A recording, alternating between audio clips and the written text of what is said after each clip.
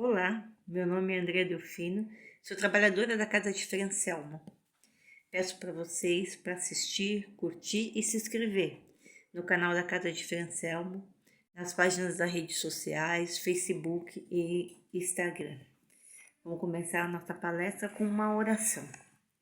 Senhor, no silêncio desse dia, venho pedir-te a paz, a sabedoria e a força. Quero olhar hoje o mundo com os olhos cheios de amor, ser paciente, compreensiva, mansa e prudente. Quero ver os meus irmãos, além das aparências, que vê-los, como tu mesmo os vê, e assim não ver senão bem em cada um. Cerra meus ouvidos de toda calúnia, guarda minha língua de toda maldade, que só de bênçãos se enche meu espírito. Que eu seja tão bondoso e alegre com todos que se achegam a mim, sinta a sua presença. Reveste-me de tua beleza, Senhor, e com o decurso desse dia eu te revele a todos. Senhor, o Senhor pode todas as coisas. O Senhor pode me conceder a graça que tanto almejo. Cria, Senhor, a possibilidade para a realização dos nossos desejos. Em nome de Jesus, graças a Deus. Que Jesus nos abençoe e mais um estudo do livro Caminho, Verdade e Vida. Psicografado por Francisco Cândido Xavier, pelo Espírito de Emmanuel. E assim, em teu nome e o nome dos benfeitores espirituais que coordenam essa tarefa, mas acima de tudo, em nome de Deus, damos início aos estudos e reflexões de hoje. Lição 125, Filhos e Servos. Ora, o servo não fica para sempre na casa. O filho fica para sempre. Jesus, João, capítulo 8, versículo 35. Na sua exemplificação, ensinou-nos Jesus como alcançar o título de filiação a Deus. O trabalho ativo e incessante, o desprendimento dos interesses inferiores do mundo, a perfeita submissão nos desígnios divinos, constituíram traços fundamentais da sua lição na terra. Muitos homens notáveis pela bondade, pelo caráter, adamantino, sacerdotes dignos e crentes sinceros, poderão ser dedicados servos do Altíssimo, mas o Cristo induziu-nos a ser mais alguma coisa. Convidou-nos a ser filhos. Olha, ele convidou a ser filhos, esclarecendo que esses ficam para sempre na casa do Pai. E os servos? Esses muitas vezes experimentam modificações e nem sempre permanecerão ao lado do Pai. Mas não é a terra igualmente uma dependência, ainda que humilde, da casa de Deus? Aí palpita a essência da lição. O mestre aludiu aos servos como pessoas suscetíveis de vários interesses próprios. Os servos, eles estão ali para servir, né?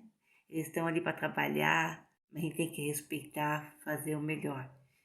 E eles, se eles têm uma outra oportunidade de ter algo melhor, eles largam e vão embora, vão cuidar da vida deles. Agora, os filhos, todavia, possuem interesse em comum com o pai. Os filhos querem ver as coisas progredir, estar ali para ajudar, para fazer crescer. E o que tem lá, tudo que tem na família são deles, eles são os herdeiros, são os filhos. Agora o servo não.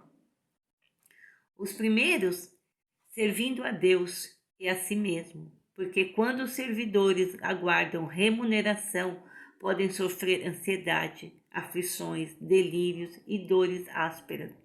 Que muitas vezes a gente quer tanto aquilo, tanta ansiedade, que você acaba ficando doente, né?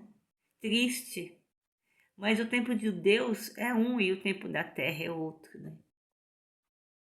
Os filhos, porém, estão sempre na casa, isso é, permanecerão em paz superiores às circunstâncias mais duras, porquanto reconhece acima de tudo que pertence a Deus. No capítulo 125, ele traz para a gente uma frase do Evangelho de João 8,35. Jesus fala que o servo não fica para sempre na casa do Pai, o filho fica para sempre. Na sua exemplificação, ensinou-nos Jesus como alcançar o título de filiação a Deus, o trabalho ativo e incessante, o desprendimento dos interesses inferiores do mundo, a perfeita submissão aos desígnios que constituirão traços fundamentais. De lições, na terra muitos homens notáveis pela bondade, pelo caráter de sacerdote, os crentes sinceros, poderão ser dedicados servos do Altíssimo? Mas o Cristo induziu-nos a ser mais. Ensinou a ser filhos e esclarecendo que esses ficam para sempre na casa do Pai. E muitas vezes experimentou modificações, nem sempre permanecerão ao lado do Pai. Mas não é a terra igualmente uma dependência, ainda que humilde, da casa de Deus? Palpita a essência da missão e o mestre aludiu aos servos como pessoa que é capaz de experimentar certas modificações de vários interesses próprios. Ele tem interesse se ele vai morar, vai para uma outra casa que ele vai receber um pouco mais, ele vai para aquela casa. Ele não vai passar desafios porque é um trabalho, ele é um servo. Agora, os filhos, todavia, possuem interesses em comum com os primeiros serviços. Agora, os filhos, todavia, possuem interesses em comum com o pai, os primeiros servindo a Deus e a si mesmo, porque, quando servimos, aguardamos remuneração e podemos sofrer ansiedades, aflições, delírios e dores ásperas. Os filhos, porém, estão sempre na casa, isto é, permanecerão em paz superior às circunstâncias mais duras, porquanto reconhece acima de tudo que pertence a Deus.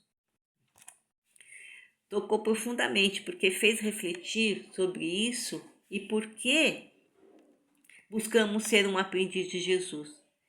Precisamos perceber as nossas atitudes, hábitos, tentar ser melhor. E o que importa aqui neste momento é qual convicção em relação a Deus. Qual é a intenção em relação a toda essa prática que buscamos, né? Por que a gente está procurando a Deus? Por que a gente está ouvindo as palestras, fazendo algumas coisas? Porque a gente tem que melhorar como pessoa e espírito, né? Qual é a intenção em relação a todas essas práticas que buscamos? Então, vamos pensar. Eu sou servo ou eu sou filho de Deus? Eu quero ser filha de Deus. Porque eu quero melhorar alguma coisinha, nem que seja só um bocadinho de nada na minha reforma íntima. Como nos comportamos com relação a Deus? Estamos preparados para viver ao lado de Deus? Não, eu acredito que não, porque é desafiante, né? Às vezes você vai fazer alguma coisa para Jesus e vai acontecendo várias coisinhas e aquilo te deixa nervosa, aflita e parece que o negócio não anda, não desenrola. Você tem que parar, fazer uma oração, pedir, conversar para aquilo cair no eixo, entrar e você conseguir terminar. Os apóstolos foram apedrejados, foram machucados, quantas coisas eles passaram para seguir a Jesus, para ser filhos de Jesus. Quantas coisas, imagine nós. Quantas coisas a gente pode passar, mas não é coisa assim como o apóstolo, são coisas diferentes. Mas acho que cada pessoa passa por situações, as situações algumas são iguais, mas como a gente enfrenta é que faz aquilo mudar de alguma forma. Então, muitas vezes negociamos, estamos preparados para viver ao lado de Deus? Muitas vezes negociamos o que fazemos com Deus, faz isso para que eu faça aquilo, ou vou fazer porque vou ter uma recompensa, vou fazer uma caridade porque lá na frente eu não sei se eu vou precisar ou não. O servo sempre tem consigo, além da prática de servir, ele traz as suas necessidades e os seus interesses, porque ele acredita naquilo que o pai é E como se as dores chegam por filho, ele consegue suportá-la porque acredita na bondade. Ele está passando para melhorar algo, para aprender alguma coisa que vai servir de crescimento e amadurecimento, experiência. Então o filho vai ter mais força para lutar contra os obstáculos e ultrapassar esses obstáculos para enfrentar os desafios que a vida nos traz. Sabe o que está recebendo?